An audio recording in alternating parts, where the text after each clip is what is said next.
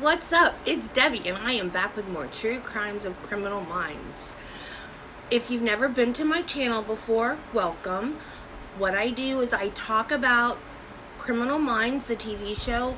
I take an episode, and then I find a true crime case that is similar, was mentioned in the episode, or the episode was actually based on.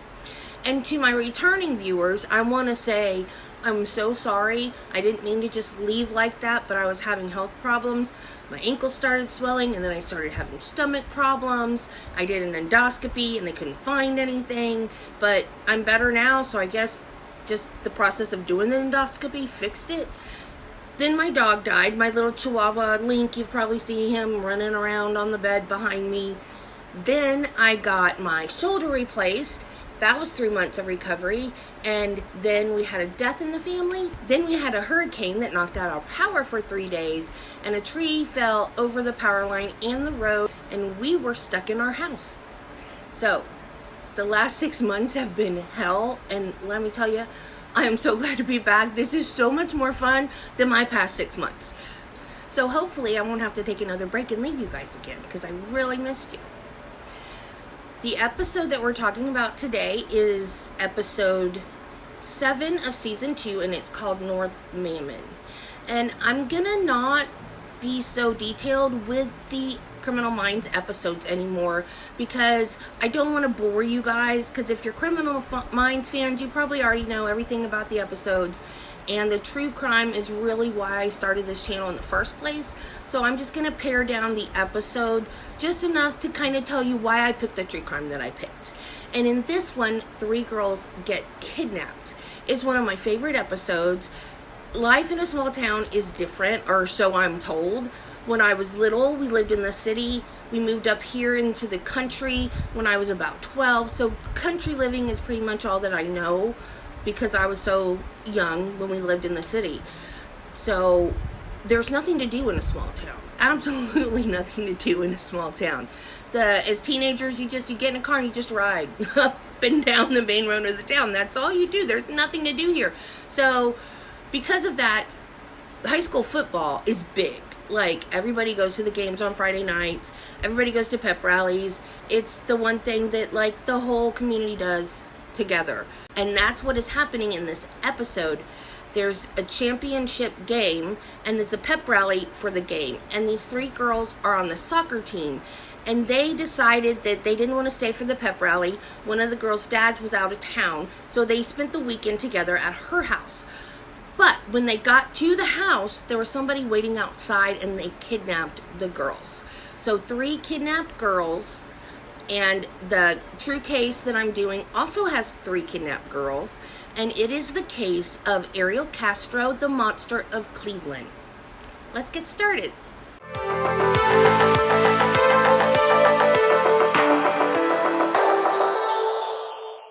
Between 2002 and 2004, Ariel Castro kidnapped 21-year-old Michelle Knight, 17-year-old Amanda Berry, and 14-year-old Gina DeJesus, and kept them captive for a whole decade. He even fathered a child with Amanda Berry. Ariel Castro was born on July 10th, 1960 in Dewey, Yauco, Puerto Rico, and I am sorry if I butchered that. His father secretly had another family. His mother was very abusive, and his father left when he was young to go live with his other family. He had 3 siblings, 2 brothers and a sister, and his mother left them in the care of their maternal grandmother, so her mom. She just left them with her mom and took off and left and went to Reading, Pennsylvania. I don't know why she went to Reading, Pennsylvania, but she did. While she was gone, Castro was reportedly essayed by a 9-year-old boy. I don't know how old Ariel Castro was at the time. I'm assuming that he was younger than the 9-year-old. If anybody can find that and let me know in the comments, because I couldn't find any specifics. Not that I really need to know more than that. I couldn't find any specifics about who the boy was, how they knew each other, and none of that. So that's all I know, is that he was essayed by a 9-year-old boy. And when this happened, he became obsessed with sex. So his mom moved back, and then in 1970, she moved back to the States. This time she took her children with her, and she moved to Cleveland, Ohio, to be close to some of her ex-husband's family, which I find strange. Like, he left her for another woman. Why is she hanging out with his family? Unless maybe they are still like family to her. Otherwise, I don't know. Or maybe she just wanted the kids to be close to their family. But at any rate, Ariel Castro learned to play the guitar. He was very close with his uncle and learned to play the guitar from him. And then later in life, he had a band. When he was 18, he started dating his 17-year-old neighbor. She lived across the street. Her name was Gramilda Figueroa, and they called her Nilda for short. She actually moved in his house with his family. And at first, everything was great. Then they had their first child, and then he became abusive, which is something that we learn as nurses because we have to take continuing education classes about intimate partner violence. And that is like a hallmark that when there may just be like little red flags, little controlling behaviors before, but it seems like when they get pregnant or after they have the child, that's when the abuser starts doing the physical abuse. And I don't understand the psychology behind that, because I would think, oh no, that's my baby, I have to keep my baby safe, I want my baby to live. But no, that's the exact opposite of what they do. They just start pummeling the pregnant spouse. He wouldn't let her leave the house when she wanted to. She could only leave when he wanted her to. He told her what television shows she could watch, told her where she could shop. Just 100% control of this family. Over the years, the police was called to their residence 6 times for DV. In 1989, he was arrested because this time he beat her up in front of his brother, and his brother called 911 on him. But as usual, we see this all the time, she refused to press charges, so they had to let him go. He was arrested again for DV in 1993, but this time the grand jury refused to indict him, which I don't get that either, unless she wasn't a witness. Like, she wasn't saying, oh, he did this to me. Maybe that's why the grand jury didn't indict him. I'm not really sure, but it seems sus to me. I don't get it. In 1992, they moved into their own home on 2207 Sycamore Drive. Castro padlocked all the doors. His son Anthony said that there were areas in the house that were just off limits. They were always locked. They were inaccessible to everybody and anybody but Castro. And the family didn't know why certain areas were off limits for them. He installed a heavy trap door. He put up curtains, laid brick for soundproofing in the basement. Nobody was allowed in the basement. That was his own private domain. He was getting it ready for what he planned to do. He tinted all the windows in the house, and he would leave his family locked in the house when he went on gigs with his band, sometimes for 4 days at a time. And the neighbor, his next door neighbor, Charles Ramsey, who happened to be one of the people that helped rescue the girls, he said that he just thought that the soundproofing, the tinted windows, the curtains, and all of that was just because he was a musician and he didn't want to annoy the neighbors while he was practicing his music. When Nilda was pregnant with their 5th child, he hit and kicked her in the stomach to try to cause her to miscarry. But she didn't miscarry. They had 5 children. They had 3 boys and 2 girls. The girls are Arlene, Angie, and Emily, and one of the boys is Anthony, and I couldn't find any names or pictures of the other boy. In October of 1993, he threw Nilda down the stairs, which caused her to have a skull fracture. She started having seizures and developed a blood clot in her brain. That actually, I've never heard of this happening before. I'm not saying that it didn't happen, I just have never heard of it. But the blood clot actually turned into a malignant tumor, and she died in 2013 from complications of cancer, and 100% he killed her, because if she hadn't had that blood clot, it might not have turned into a tumor. On December 26, 1993, Castro came home drunk and attacked her again. Her 12-year-old son, which I think is Anthony, ran for help, and Castro ran after him. And when he went to run after his son, she locked the door and called 911. Then he came back to the house and was banging on the door for her to let him in. When the cops got there, he was still there banging on the door. In February of 1994, Nilda was supposed to testify against him. Castro was released on a $25,000 bond, and he told Nilda that if she testified against him, that he would kill her. She refused to testify, and the charges were dropped. I don't understand why they don't leave these men in jail for a while. Why do they give them bond? They're just going to get out and go hurt the spouse again. It doesn't make any sense to me. In 1996, Nilda finally left him, and she took her kids to her mom's house. During this time, Castro continued to work on his basement dungeon, and he started stealing material from his neighbor's yard. When the neighbor confronted him, he threatened the neighbor with a shovel. In 1997, Nilda, praise the Lord, got full custody of the kids. Y'all, I am so sorry. My hair, you can't see it, but all these little wispy pieces of hair are just blowing in my face, and I'm getting it cut. I cannot stand it any longer. In 2005, there was a filing in the Cuyahoga County Domestic Relations Court, and I'm assuming from the descriptions that this happened over the whole entire period of time. She suffered 2 broken noses, broken ribs, a knocked out tooth, a skull fracture that caused a blood clot on the brain, and 2 dislocated shoulders. And I feel for her with the dislocated shoulders, because shoulders hurt. Shoulders are bad. You don't want your shoulders messed up, trust me. So Nilda had moved on with her life, and she's now dating a man named Fernando Colon. And Castro tried to run him over when he dropped one of the girls off at the bus stop one day. He wanted Colon out of Nilda's life. So he kept calling him and badgering him and saying, you stole my wife from me. He didn't even care that they'd never really been married. He was just, that's my wife and you stole her from me and I want her back and I want you gone. And nothing happened. So what he would do, this is despicable. He had his daughters complain that Colon essayed them, which he did not. He was found guilty of 4 counts of essay. He was given a few months probation. He had to register as a sex offender, and he lost his job and his relationship with Nilda because of this. And in 2015, he tried to get the conviction overturned, but it was denied.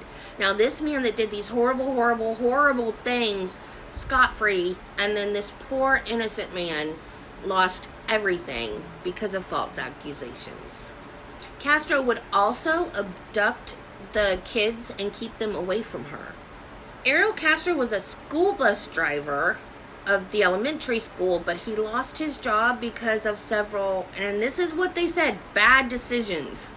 This is more than bad decision. This is the opposite of what you want a bus driver to do. He would use the school bus for his own personal errands, like to go grocery shopping.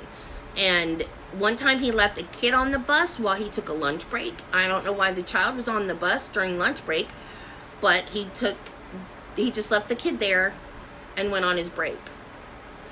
He was finally fired in 2012 because he made an illegal U-turn with children on the bus. So that's the background of Ariel Castro. Here comes, that part was bad. You think that part was bad.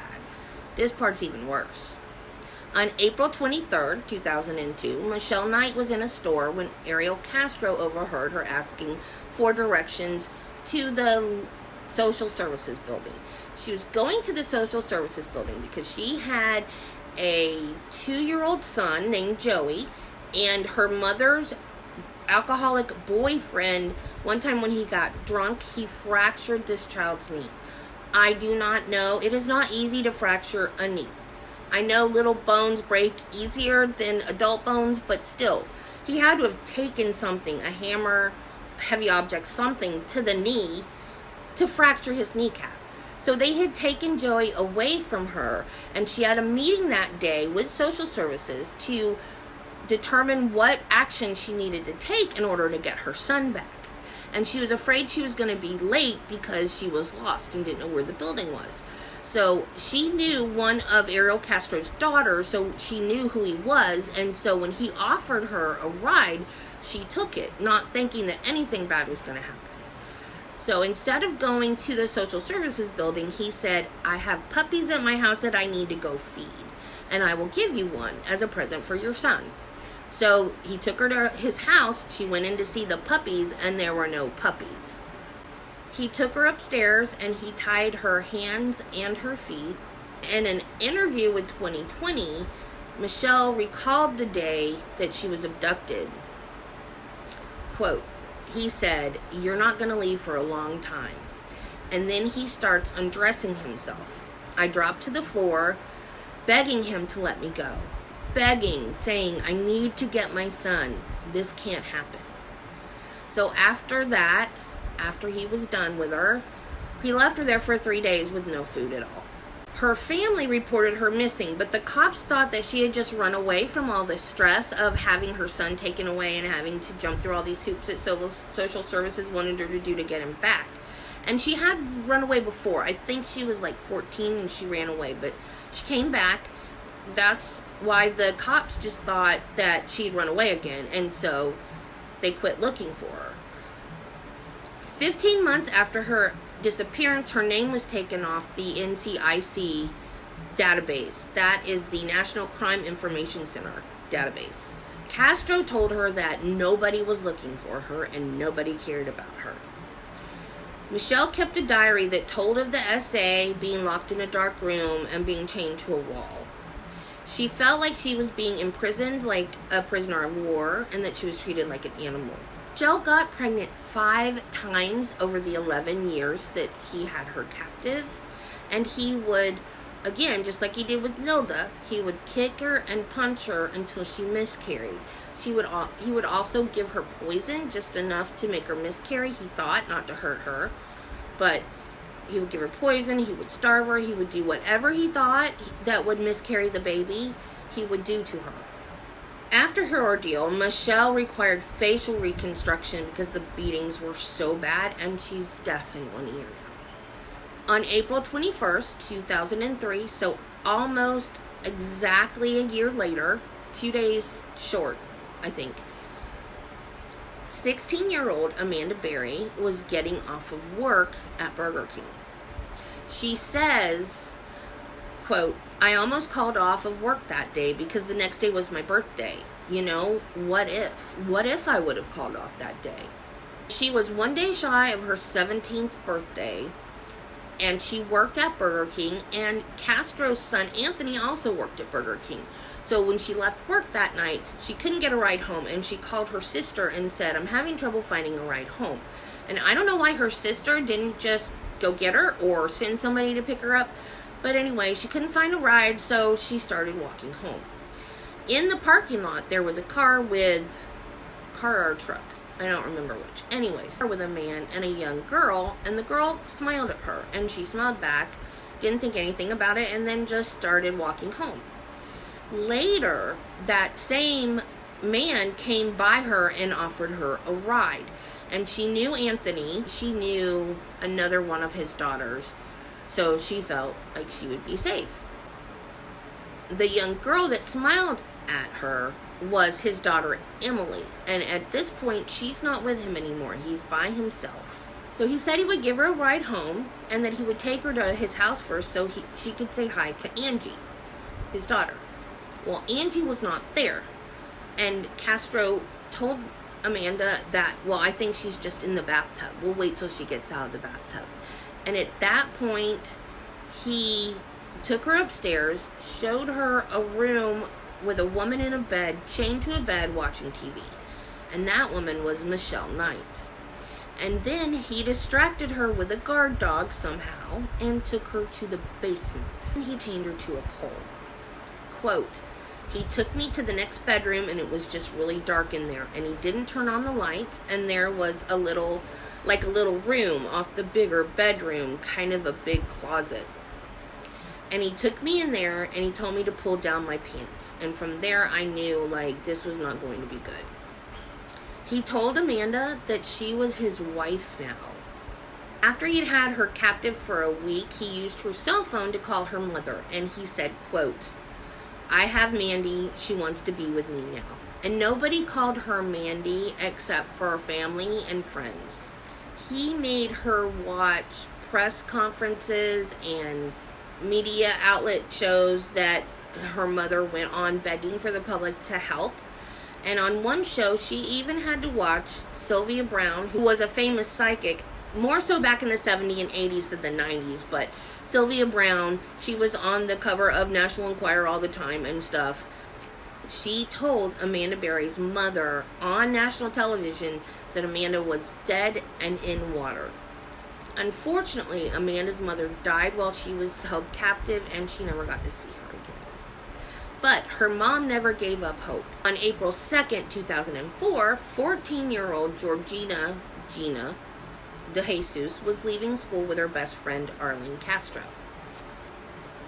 Arlene wanted Gina to come spend the night at her house. So they were at school.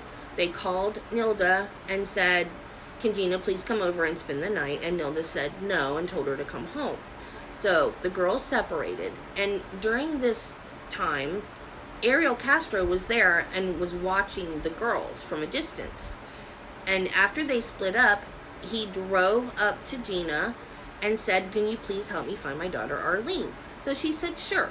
And she got in the car and she pointed in the direction that Arlene had gone, and he went the opposite direction. He took her to his house, claiming that he needed her help to move a loudspeaker. Now, I don't know what they mean by loudspeaker. I don't know if it's stereo equipment or what it is, but what grown man needs a 14-year-old girl to help him move heavy equipment? That's stupid. But when you're a 14-year-old girl, you probably don't understand that. And so you're going to fall for it. And she had been in the house. She knew him because she was best friends, the best of friends with his daughter. Then he told her that Emily wanted to go to the mall with her. Strangely, she wasn't friends with Emily. She was friends with Arlene. So that whole thing is suspicious. She was held captive in the same room with Michelle, and he actually made her drill the holes in the walls for her chains and chained her up. He repeatedly beat and essayed the girls up to 5 times a day, fed them 1 meal a day. They had a bucket for a bathroom that was infrequently emptied. They weren't even allowed out to go to the bathroom. And a lot of times that 1 meal a day would be a bag of chips that he just threw in the room, or a bag of crackers, or like non-nutritional type food. He tortured the girls psychologically. I already told you that he made Amanda watch her mom beg for her to come back. And Gina's parents as well. They were all on, like Oprah and Dr. Phil and all those kind of, what do they call them, magazine shows or whatever. Good Morning America. He made the girls watch. He also wallpapered their room with their missing posters. So there was not a missing poster for Michelle because they thought she had just run away, but there were missing posters for the other 2 girls. He even attended vigils for Gina.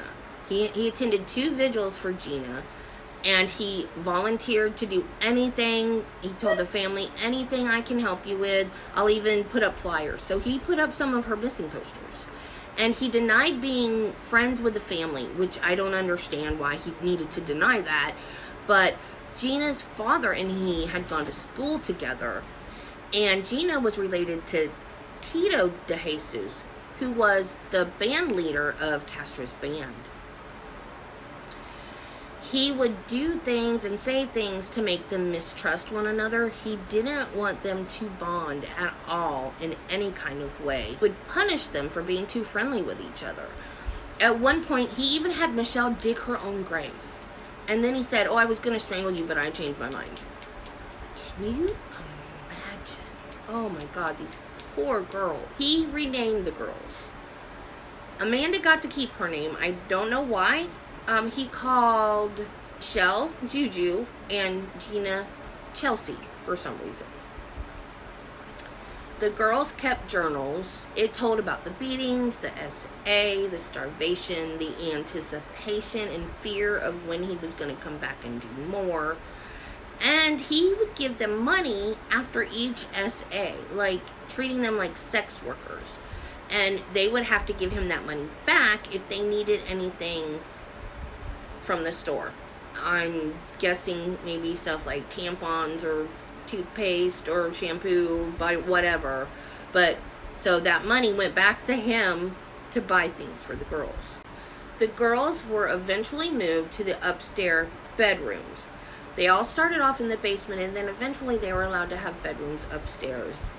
The only time the girls were allowed to leave the house was at night in the backyard, and they had wigs on. I read somewhere that neighbors reported naked girls in the backyard. I don't know why he would let them out naked, because that would make it seem even more suspicious. A lot of the neighbors were told that those were just his grandkids, and so they didn't think anything of it. There was also a neighbor a couple of houses down that heard banging and pounding from the house all the time. And some neighbors did call the cops, but the cops just thought it was a hoax and didn't investigate it. I think everything should be investigated. Everything. Don't just assume that it's a hoax. Go out and investigate. And then if it's a hoax, then you can arrest the person that called 911. But don't just let it go. These poor girls, I feel for them. I feel so much for these girls. I feel for every victim, but for some reason, these girls just tug at my heartstrings. He told Amanda that she was his wife now, and she got pregnant. And when she got pregnant, he stopped essaying her, fed her better meals, took better care of her. And then when she went into labor on Christmas, he put her in an inflatable kiddie pool in the basement, and he had Michelle help her deliver the baby. This was Christmas 2007. She gave birth to a little girl. Castro wanted her to have a Hispanic name, but Amanda refused and named her Jocelyn instead. At one point, Jocelyn stopped breathing, and Michelle resuscitated her because Castro told Michelle, if the baby dies, you're gonna die. I'm gonna kill you if the baby dies. So she resuscitated the baby. And Jocelyn is a healthy, happy 16-year-old now. She is the same age her mother was when she was abducted. And she wants to graduate from high school and go to college and be a cosmetologist. The girls made baby clothes out of old clothes, and Castro would occasionally buy her a toy. So there's pictures of where they were held captive, and there are a lot of toys and kid stuff around. When she got a little bit older, he would then take her with him when he went to visit his mom. And if anybody saw her and asked him, he would either say it was his granddaughter or it was a child of a girlfriend. When Jocelyn was old enough to realize that the girls were chained up, he unchained them and started letting them have free reign of the upstairs. Sometimes he would lay a trap for them. He would leave the door unlocked, and then wait outside to see if they were going to try to escape. And then if they did, he would beat them. Whenever friends and family visited, he would put them in the basement, and he would put on really loud music down there so friends and family couldn't hear anything that was going on in the basement. And none of his children, they all visited the house during this time, and none of them knew any of this was going on. On May 6, 2013, Castro went to a family dinner at his mom's house. They had beans and rice and pork chops, and when he left, he said, "I love you, Mom. The food was good. Bye." Just his sister said it was just normal, just a normal family gathering. They didn't suspect anything. They didn't know anything. While he was gone to his mom's house, Jocelyn went to Amanda and said, "Mommy, I can't find Daddy anywhere." So then they realized that he had left. So Amanda went to the front door, and it was unlocked. So she started screaming for help, and the next door neighbor, Charles Ramsey, and another neighbor, Angel Cordero, came to her rescue and helped her get that bottom panel out so she could get away. And then she went to another neighbor's house and dialed 911. Hello, ambulance? I'm the police. Okay, and what's going on there? I've been kidnapped and I've been missing for 10 years, and I'm here. I'm free now. Okay, and what's your address? 2207 Seymour Avenue. 2207 Seymour. Looks like you're calling me from 2210. Huh? Looks like you're calling me from 2210. I can't hear you. It looks like you were calling me from 2210 Seymour. Yeah, I'm across the street. I'm using the phone. Okay, stay there with those neighbors. Talk to the police when they get there. Okay. Thank you. Okay, talk to the police when they get there. Okay. Hello? Yeah, talk to the police when they get there. Okay, I'm ready right now. We're going to send them as soon as we get a car open. No, I need them now before we get back. All right, we're sending them, okay? Okay, I mean, like, Who's the guy? Who's the guy you're who's the guy who went out? His name is Ariel Castro. All right, how old is he? He's like 52. All right, and Steven, I'm Amanda Berry. I've been on the news for the last 10 years. Okay, I got that here. I already. And you said, what was his name again? Ariel Castro. And is he white, black, or Hispanic? He's Hispanic. And what's he wearing? I don't know, because he's not here right now. That's When why I got away. when he left, what was he wearing? Sweetheart, it's a pity. What? Right, the police are on the way. Talk to them when they get there. Okay? Okay. I told you they're on the way. Talk to them when they get there, okay? All right, okay. Thank you. Bye. Now. So the police went to the house. Gina and Michelle stayed upstairs inside because they were afraid that this was just another trick and they didn't want to get in trouble for trying to leave the house. So when the cops got there, they went upstairs, guns drawn, because they didn't know where he was and they didn't know what was really going on in that house. And then Michelle saw them and she jumped into one of the officers' arms and started just over and over screaming, "You saved me, you saved me, you saved me." And at that point, Gina came out of the other bedroom that she had been hiding in. All three girls, plus Jocelyn, were taken to the medical center to be checked out, and they were all in stable conditions. When the police searched the house, they found a strange 4-page letter that was kind of like a confession/suicide note. And in it, he contradicted himself because he said that the sex was consensual. And then he said that he paid them for the sex and it was their fault for getting in his car with him. He also said in the letter that he wanted to leave his house and all his belongings to the girls. He knew he had no exit strategy. So his exit strategy was, if he gets caught, he's going to kill himself, and then he wants the girls to have all of his possessions, which is creepy AF. While the cops were there, he was coming home from that dinner with his mother and his family, and he saw the cops, so then he didn't go home, he went to his brother's house. And so then when the cops were looking for him, they checked his brother's house, and they arrested all three of them, and then later realized that the brothers were not involved, and they were released. He was charged with 4 counts of kidnapping and 3 counts of SA on May 8th. His first court appearance was on May 9th, and he was given a bond of $2 million per kidnapping. So the 3 girls plus Jocelyn, she was included because she was held captive in the house as well. So that's 4 counts at $2 million. That was an $8 million bond. He was also charged with aggravated murder for inducing Michelle's miscarriages. He was also charged with attempted murder and assault, a charge for each instant of the SA, and a kidnapping charge for each girl per day of their captivity. Some of this is kind of confusing to me. I don't know if there's any lawyers in the chat that maybe want to help me out with this, because it said he got a kidnapping charge for each day of their abduction, and I think it was only like 500 and something counts, which doesn't add up for 10 years unless my math is wrong. So if any lawyers happen to know, or anybody that works in the legal system that happens to understand that, could you please tell me, because I don't get it. The grand jury indicted him on July 7th, and it covered the crimes from August 2002 to February 2007. But the investigation continued, and prosecutor Timothy J. McGinty said any further findings would be presented to a grand jury and they would be investigated. And they were seeking the death penalty. He was found competent to stand trial on July 3rd. On July 12th, the grand jury came back with an indictment for the rest of the period after February 2007. The total count of charges was 977. 512 kidnapping, 448 rape, 7 gross sexual imposition, which I didn't know what that was, and I looked it up, and it's coercion. Imposition is coercion or force. 6 felonious assault, 3 child endangerment, 2 aggravated murder, and 1 possession of criminal tools.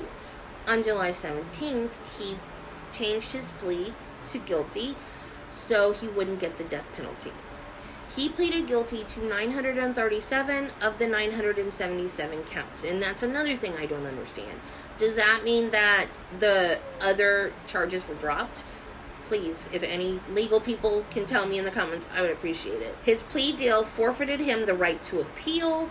He could not profit from his crimes, and he forfeited his assets, and his home was demolished. Judge Michael Russo told him, "You will not be getting out. Is that clear?" And he said, "I do understand that, Your Honor." He made comments about being addicted to porn and having sexual problems, but Judge Russo said, no, we'll talk about that at the sentencing on August 1st. The law firm that represented the girls said that the girls were very happy with the plea and they were just glad that it was all over. He was sentenced on August 1st, fined $100,000, and all property and assets were forfeited to Cuyahoga County. He spoke for about 20 minutes, saying most of the time it was consensual and that he didn't beat or torture them. And a lot of other distasteful excuses for his behavior that I do not want to repeat. He said, quote, "I'm not a monster, I'm sick," end quote. Which I totally disagree with that, but as do other people. Forensic psychologists at the trial said that he had no psychiatric condition whatsoever. Retired FBI profiler Mary Ellen O'Toole said, "Psychopathy is not a mental illness, it's a personality disorder distinguished by a stunning lack of conscience, no remorse or empathy for what they do, and they're very arrogant individuals." Knight spoke at his sentencing, as well as the family of DeJesus and Barry. Michelle Knight's victim statement, and I'm going to read it verbatim. There's some incorrect grammar in it, but I'm going to read it like she said it. "My name is Michelle Knight, and I would like to tell you what 11 years was like for me. I miss my son every day. I wondered if I would ever see you again. He was only 2.5 years old when I was taken. I look inside my heart and I see my son. I cried every night. I was so alone. I worried about what would happen to me and the other girls every day. Days never got shorter. Days turned into nights, nights turned into days, the years turned into eternity. I knew nobody cared about me. He told me that my family didn't care. He tormented me constantly, even on holidays. Christmas was the most traumatic day because I never got to spend it with my son. Nobody should have to ever go through what I went through, or anybody else, not even the worstest enemy. Gina was my teammate. She never let me fall. I never let her fall. She nursed me back to health when I was dying from his abuse. My friendship with her is the only thing that was good out of this situation. We said we would someday make it out alive, and we did. Ariel Castro, I remember all the times that you came home talking about what everybody else did wrong and act like you wasn't doing the same thing. You said at least I didn't kill you. You took 11 years of my life, and I have got it back. I spent 11 years in hell. Now your hell is just beginning. I will overcome all this that happened, but you will face hell for eternity. From this moment on, I will not let you define me or affect who I am. I will live on. You will die a little every day. As you think about the 11 years and the atrocities you inflicted on us, what does God think of you hypocritically going to church every Sunday and then coming home to torture us? Death penalty will be so much easier. You don't deserve that. You deserve to spend life in prison. I can forgive you, but I will never forget. With the guidance of God, I will prevail and help others that have suffered at the hands of others. Writing the statement gave me the strength to be a stronger woman and know that there's more good than evil. I know that there's a lot of people going through hard times, but we need to reach out a hand and hold them and let them know that they're being heard. After 11 years, I am finally being heard, and it's liberating. Thank you all. I love you. God bless you. On August 7, 2013, the house was demolished. And this part is so cool. I love this. They let the victims participate in the demolishing of the house. Michelle Knight gave everyone present a yellow balloon, a symbol for missing children. Gina DeJesus' aunt was operating the crane. The balloons were released right before the first swing of the wrecking ball. I think that would be so therapeutic. Like your hellhole for 11 years and you just get it's just so cool. Castro was found hanging from a bedsheet in his cell 1 month into his sentence on September 3rd, 2013. He was 53 years old. Michelle Knight changed her name legally to Lily Rose Lee, and I don't know why she did that or why she picked that name. But she's written 2 books about her ordeal, and I've not read them yet, but I plan to read them. The first one is called Finding Me, A Decade of Darkness, A Life Reclaimed.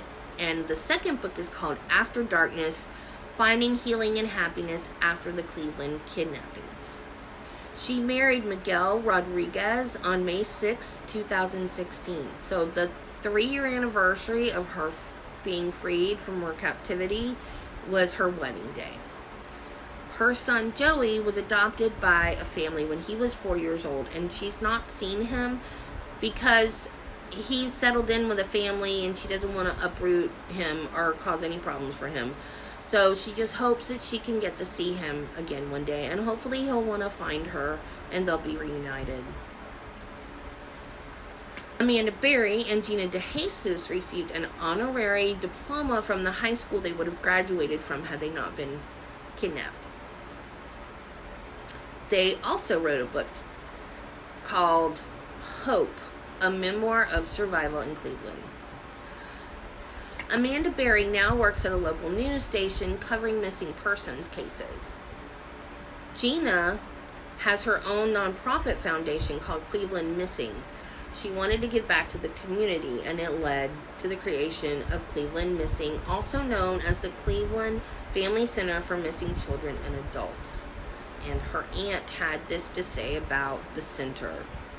Quote, 2 things. 1, no family should ever have to beg for resources when looking for a missing loved one, and we want to always be the soft place for families to land. Ironically, it's on the same street that she was held captive for 9 years. So that's the story of Ariel Castro.